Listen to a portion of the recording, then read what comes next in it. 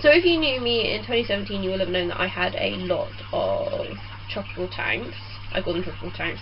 They really were small community betta fish tanks. By small community betta fish tanks, I mean they had like 2 Corydoras and a male betta in it, and that was really it. But I loved them. They were planted, they looked gorgeous, and then I had to move a couple of times, and they all got broken down. It all, like, they didn't make moves, and it was very sad. So I have currently a tank that I want to set up as a planted tropical tank for a betta, and I'd like, currently my stocking idea is I'd like some shrimp. I do really like cories, so I would like to get some cories again, and I want a male betta. Currently, I'm wanting to find an online stockist who could stock me with good quality betta, but I have a feeling that I'm going to end up walking through my local chain pet shop and see those sad ones and go, oh, I could give you such a nice life, yeah, let's take you home and make things better. Which I know in my last goldfish video I was talking about how I shouldn't do that, but I also really hate seeing animals of any kind, any shape or form, being in bad shape or bad condition when I know I can give them a better time. I just like to point out this is nothing against the people who work at the local chain store. They are really lovely people, they know their stuff and they really try, but they're in a situation where they are kind of, they don't have control over it. So yeah, I'm not having a go at them, I really like them. It's the company, not the people, as it is in a lot of situations. So I want to set up that, and currently I'm nowhere near getting the fish. I just need to get sediment in there, get it planted out, get wood in there, and have it run. So it's the same plants that were going into the goldfish tank, except for the duckweed. No duckweed, instead we're doing frogbit. I really like frogbit, I think it's a really nice plant. And I'm going to set it up and it'll be nice and planted and like hopefully become nicely overgrown. So I'm going to do that, and I'm going to just speed record it because you don't need to see me setting up another tank because it's very basic. It's not got external filtration on it, it's literally just me planting out a tank.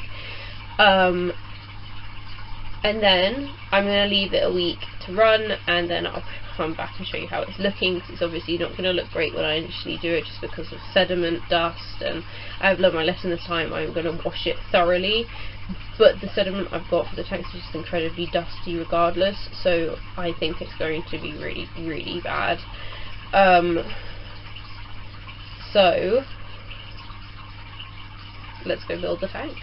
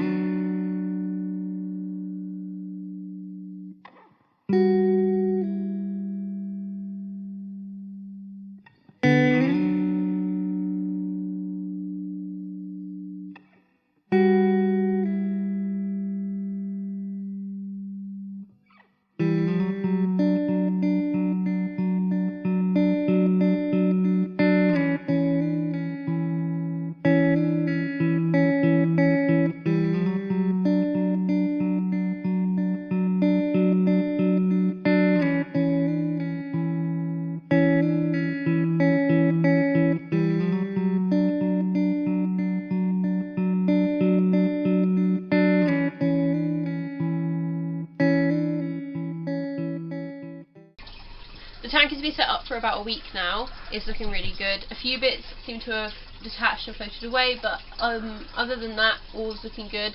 There's definitely been growth in the plants.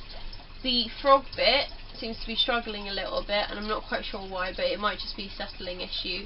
So I'm happy with it now that everything has established enough and it's stabilised for me to stock it. So that's the next step. I tried to have a look around for a stockist for the fish I wanted for the tropical tank, and I couldn't find any that I could get delivered or that were local to me. So I did end up going with my local chain store, and I've been in pretty much every single day for a week until I saw the ones that that were right for me. You know, you just get a feeling sometimes when you see them. So I have now got the fish that are going to start that tank, and let's go meet them. So I'm just going to float them in their bags to equalise the temperature. I'm not going to drip acclimate because I don't have the setup to do so, and also I don't think it's really necessary. I don't really want them to be in this water for much longer, so I'm going to float them to acclimate them, and then I'm going to add them in. They've only come from they've only been in the bag about 5 minutes from the drive from the pet shop, so don't want to drown my frog bit.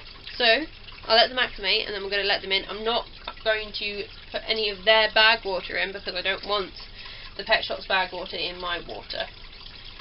See you in 20 minutes. Okay, so they've been floating for 20 minutes, and I don't imagine many of you got a glimpse of what there is.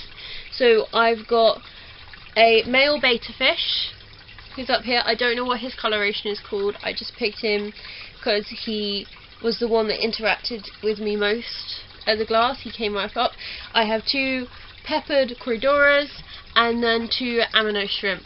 And that's all that I'm going to put in here. As if stuff dies off, I will restock, but that's it. That's what we're going to have. So I've got a bucket and a net set up. I'm going to dump the bags of water into the net to catch the fish and dump them in. I don't want any of the bag water in my tank. Let's do this.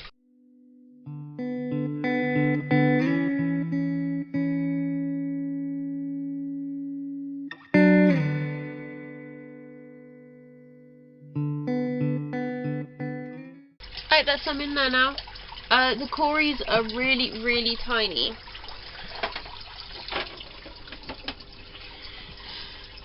So the cories are really, really tiny. You might be able to just about see one of them here. The beta has shot off to the back. He's hiding behind a log. It will take them all a little bit of a while to settle in. Everyone's so far gone off and hid.